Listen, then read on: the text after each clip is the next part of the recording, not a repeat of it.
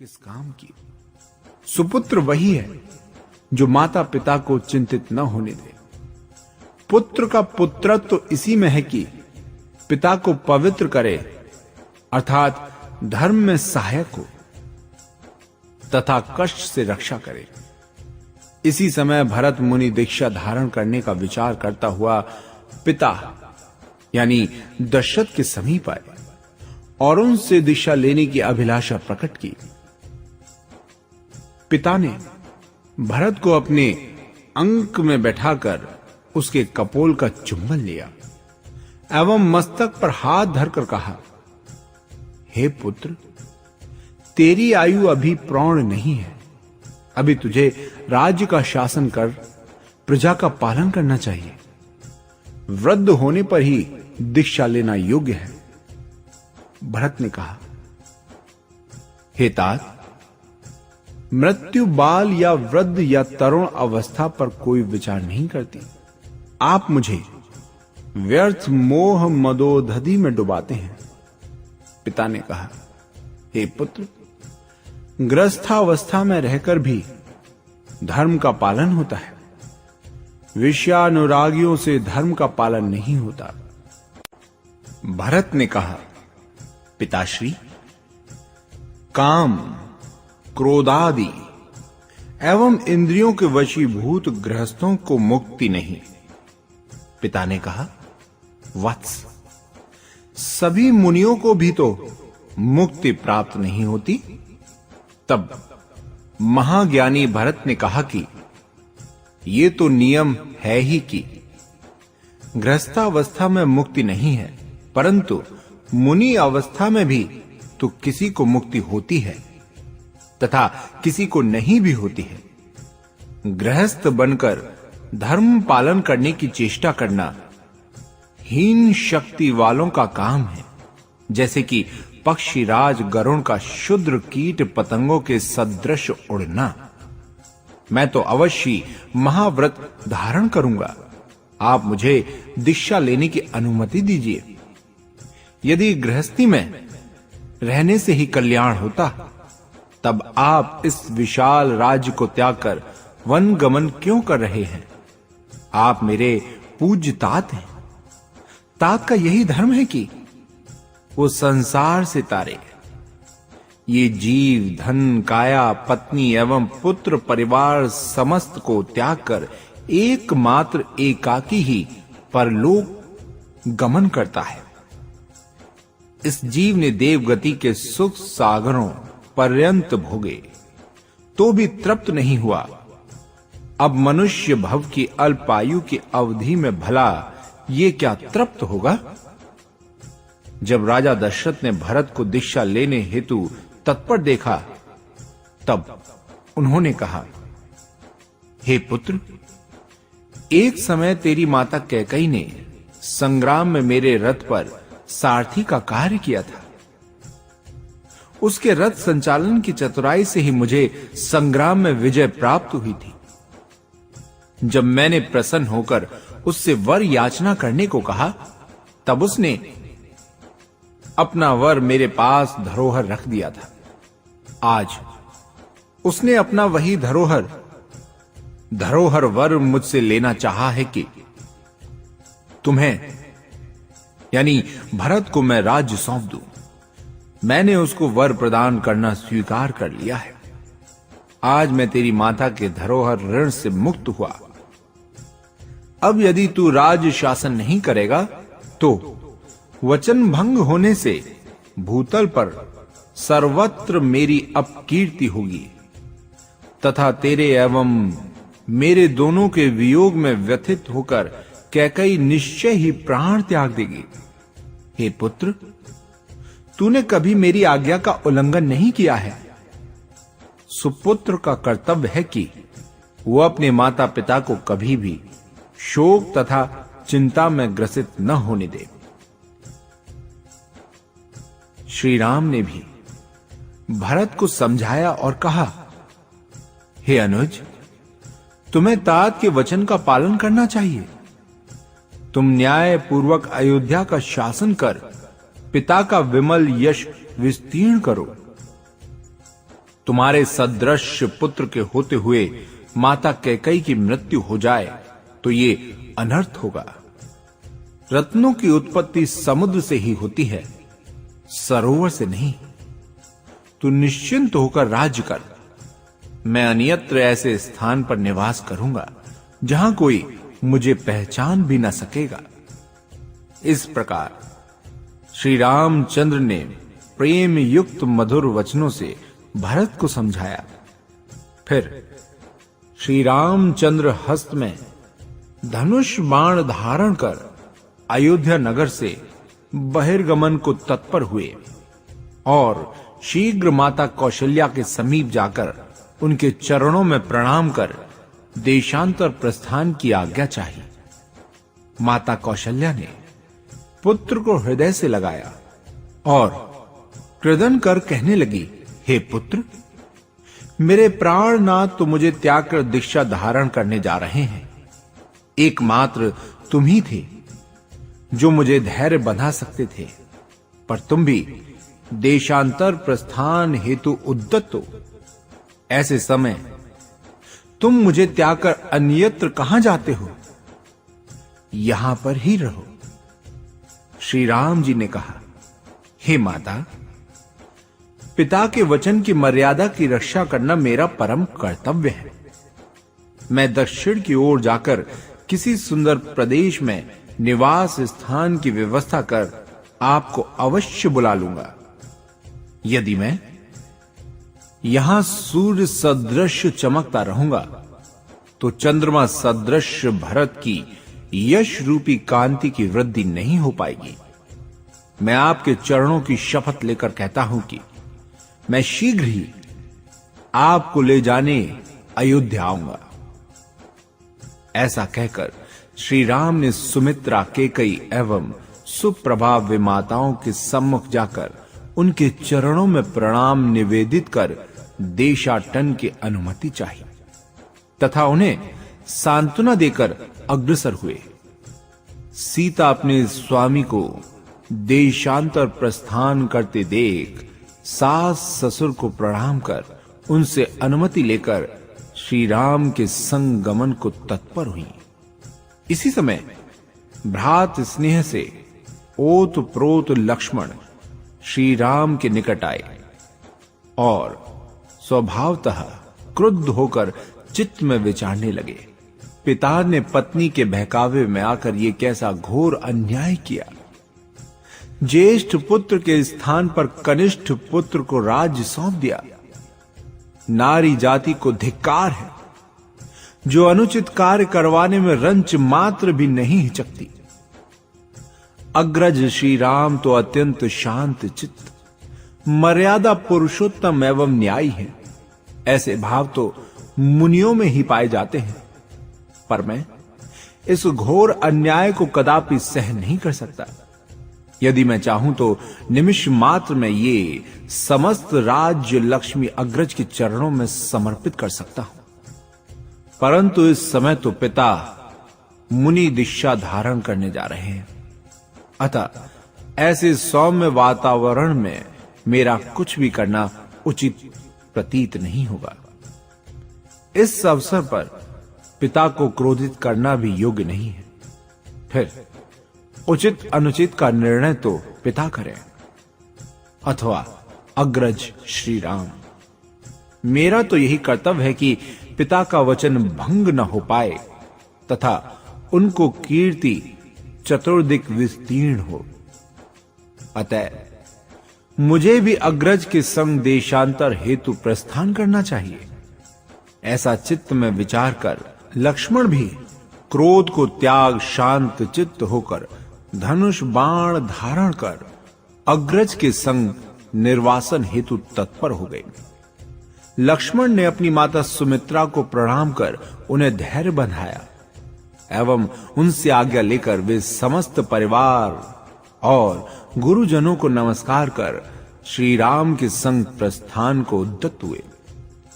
श्री राम एवं लक्ष्मण तब मंत्री, सामंत, पुरजन तथा परिजन आदि समस्त आत्मीय जनों को धैर्य बंधाकर राजमहल से प्रस्थान किया। श्री राम, लक्ष्मण और सीता के राजमहल से निर्वासन पर समस्त अयोध्या नगरी में हाहाकार छा गया। नगर निवासी परस्पर कहने लगे, अहो, इस नगरी पर घोर दुर्भाग्य छाया है। अब यहां निवास करना योग्य नहीं। हमें भी इन्हीं के संग देशांतर करना चाहिए। धन्य है अनुज लक्ष्मण को, जो कि अपने अग्रज एवं भावज के संग उनकी सेवा करने जा रहे हैं। ऐसी अनेक चर्चाएं नागरिकों में परस्पर होने लगी। नगर की रमणीया पतिव्रता सीता को स्वामी का अनुगमन करती देखकर परस्पर कहने लगी, अहो सखी, सीता के समतुल्य कोई अन्य भागवती रमणी नहीं। ये पति के सुख में सुखी एवं दुख में दुखी रहने वाली है। हाय, देवगति दुर्निवार है। इस नगर के रक्षक शासन देवता कहां गए?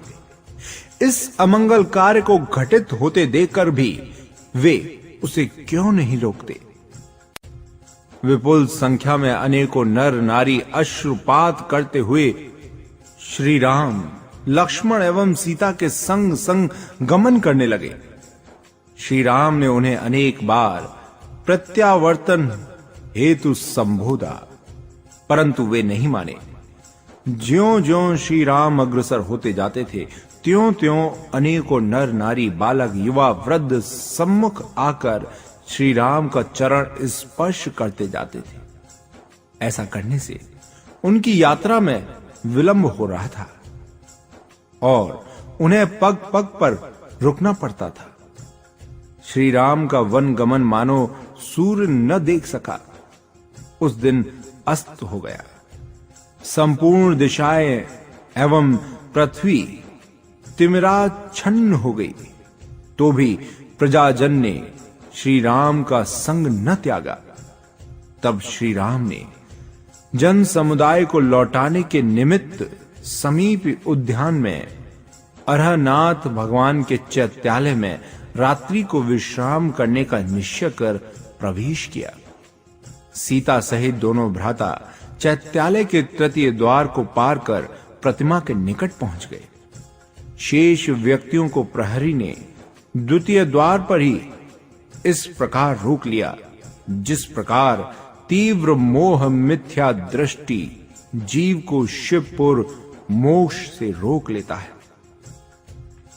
श्री राम, लक्ष्मण और सीता ने भगवान की भाव सहित स्तुति वंदना की और रात्रि को वहीं समीप ही विश्राम किया। माता कौशल्या श्री राम को कंठ से लगाकर करुणाजनक रुदन करने लगी। श्री राम ने अनेक प्रकार से समझा बुझाकर माता को धैर्य बंधाया। राजमहल में लौटकर कौशल्या ने राजा दशरथ से करबद्ध विनय की, हे नाथ, कुल रूपी जलयान शोक रूपी समुद्र में डूब रहा है, उसकी रक्षा कीजिए। राम और लक्ष्मण के प्रत्यावर्तन हेतु तत्काल प्रयत्न कीजिए। राजा दशरथ ने कहा, हे रानी, ये परिणमनशील संसार मेरे या किसी अन्य के अधीन नहीं है। मेरी आंतरिक भावना तो यह है कि संसार के समस्त जीव सुखी रहें, कभी किसी को कोई क्लेश न हो। परंतु जगत के ये समस्त जीव अपने किए का कर्मानुसार सुख दुख भोगते हैं। संसार की ऐसी दशा देखकर कोई भी विवेकी व्यर्थ शोक नहीं करता। बंधु बांधव पुत्र पौत्रादि एवं इष्ट पदार्थों को देखने से कभी तृप्ति नहीं होती। धन एवं जीतव्य से भी कभी तृप्ति नहीं होती। आयु तो समाप्त हो जाती है, परंतु इंद्रजन्य विषय सुखपूर्ण नहीं होने के कारण ये जीव अन्यत्र जन्म धारण करता है। तुम पुत्रों की माता हो, उनका वैभव देखकर तृप्त होना चाहती हो, इसलिए तुम ही उन्हें वापस लौटा लाओ। मैंने तो सब राज्य वैभव त्याग दिया, पाप क्रिया से निवृत्त हुआ। अब मुनि व्रत धारण करूंगा। मैं व्यर्थ क्लेश क्यों करूं? मुझे इसमें सुख दुख की प्रतीति क्यों कर रहे हो? राजा दशरथ ने पुत्र भरत को राज्य सौंप दिया। वे श्री राम के वियोग में कुछ व्याकुल चित्त अवश्य हुए, परंतु तत्व चिंतन कर हृदय में समता धारण कर वैराग्य में दृढ़ हुए। राजा दशरथ ने रानियों को रुदन करती देखकर उन्हें संसार का स्वरूप समझाकर धैर्य बंधाया और सबसे क्षमा याचना कर तथा स्वयं सबको क्षमा प्रदान कर वे महेंद्रोद्यान में आचार्य श्री सर्वभूत हित स्वामी के समीप आए। आचार्य श्री को अत्यंत भक्ति तथा विनय पूर्वक प्रणाम कर निशल्य होकर उन्होंने श्री जिनेश्वरी दीक्षा धारण की। राजा दशरथ एका विहारी अर्थात अकेले भ्रमण करने वाले मुनि होकर घोर तपस्या करने लगे, परंतु ज्येष्ठ पुत्र राम के प्रति हुए अन्याय की किंचित मानसिक वेदना के कारण उन्हें शुक्ल ध्यान यानी मोक्ष प्राप्ति का मूल ध्यान उत्पन्न नहीं होता था। वे एक दिन तत्व दृष्टि से विचारने लगे। स्नेह ही कर्म बंध का मूल कारण है।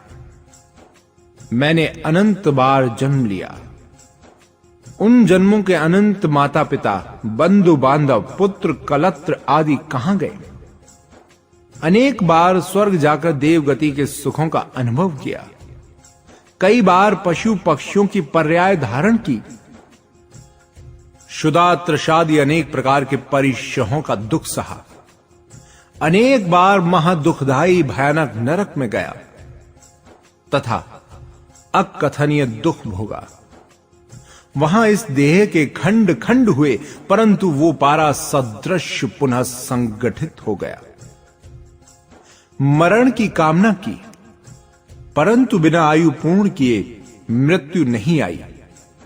मनुष्य भव भी पाया, पुण्य के योग से षट रस युक्त अत्यंत सुस्वादु आहार किया, बहुमूल्य वस्त्राभूषणों से तन को सजाया, राज्य पद प्राप्त कर पृथ्वी का अधिपति हुआ। सार ये कि संसार में कर्मों के संयोग से ही सभी कुछ देखा सुना तथा उपभोग किया जाता है। तीन लोक में ऐसा कोई जीव नहीं जो किसी न किसी भव में मेरे माता पिता बंधु बांधव स्त्री पुत्र आदि के रूप में न हुआ हो, अथवा मैं भी किसी रूप से उनका न हुआ हूं। पृथ्वी पर ऐसा कोई स्थान नहीं जहां मैंने जन्म मरण न किया हो। अनेक बार शत्रु भी मित्र रूप हुए एवं मित्र भी शत्रु रूप हुए। संसार के समस्त पदार्थ मुझसे भिन्न हैं। जब हाड़ मांस चर्म रुधिर वसादि सप्त धातुओं के संयोग से निर्मित ये अत्यंत अपवित्र काया भी मेरी नहीं है, तब काया से पृथक पदार्थ तो सर्वथा ही मुझसे प्रत्यक्षतः भिन्न है। ये जीव संसार में एकाकी ही जन्म मरण धारण करता है। इस संसार में स्थिर अर्थात शाश्वत कोई नहीं है। एक न एक दिन मृत्यु सभी की होती है। मृत्यु से कभी कोई किसी की रक्षा नहीं कर सकता। मिथ्यात्व, अविरत, प्रमाद एवं कषाय ही कर्मों के आने के मूल हेतु हैं। व्रत संयम आदि से कर्मों का आना रुकता है तथा तपश्चर्या से बंधे हुए कर्मों को नष्ट किया जा सकता है।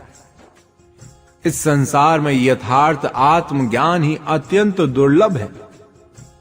मैंने जीव दया से ओत प्रोत अहिंसा धर्म बड़ी कठिनता एवं सौभाग्य से प्राप्त किया है। अतएव पुत्रों का विकल्प क्यों करूं? इस प्रकार मुनिराज दशरथ बारंबार ऐसा चिंतन कर पुत्रों से निर्मोही हुए तथा घोर तपश्चर्या के द्वारा कर्म शत्रुओं के विनाश में उद्यत हुए। सप्तदश परिच्छेद। राजा भरत को पिता के मुनि हो जाने तथा माताओं के विलाप पूर्ण रुदन से ये समस्त राज विभूति विश्वत प्रतीत